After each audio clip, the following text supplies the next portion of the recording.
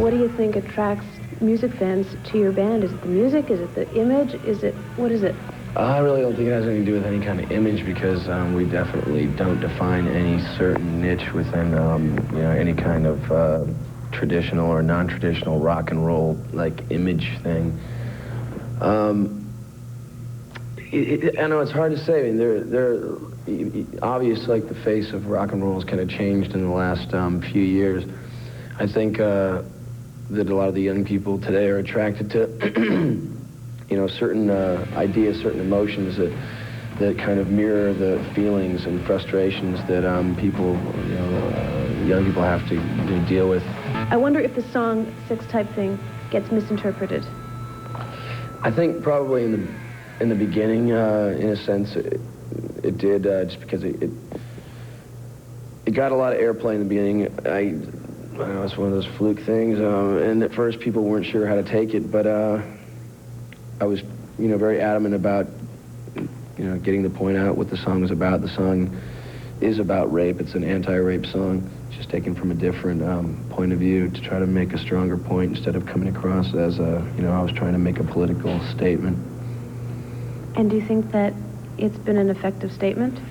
Yeah, I think it has, as far as how the media has interpreted it. Sometimes I kind of wonder when I see, when we play, large venues and there's people, these that overzealous, macho, too testosterone-filled, male audience out there doing their, their muscle dance thing.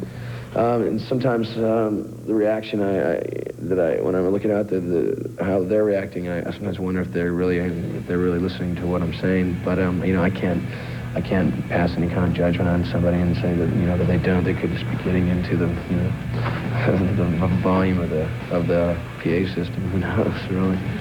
If you're a group of people, a band, which are a cumulative group of songwriters or artists, you have more than one emotion that you feel, and if you write music from how you think or how you feel, there's going to be a lot of different sorts of sounds and atmospheres or soundscapes, whatever you want to call it, and we don't feel limited to only playing certain types of. We don't feel like we have to be on 11 all the time, blasting away every second. I mean, the song "Creep" on there, which is pretty acoustic, is a pretty universal feeling that I think everybody has felt at a time of just feeling alienated and not quite accepted and not wanted. And I think those are things that most people probably feel. There's no way that we could have ever imagined that we would have become as successful as quickly as we became, but and I'm sure we probably wouldn't have chosen the direct route that the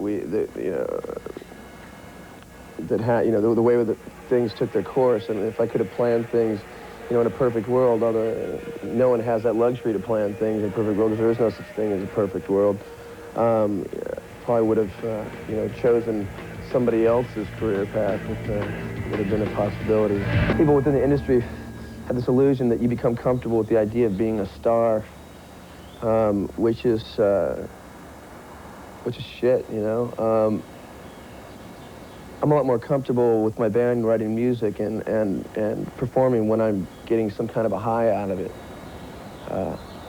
The idea of relaxing and let other people do all the work and make all the decisions doesn't suit me so well. Have you paid a price being a front man here? I've taken some shots. What's the worst one? I don't know, man. It's like you go up and speak and do a lot of these interviews, talk to a lot of rock critics who I basically think are assholes for the most part anyway, bottom feeders. You become a dartboard, Yeah. It's like a bare-chested dartboard. And unfortunately, most rock critics have this sadistic element about them.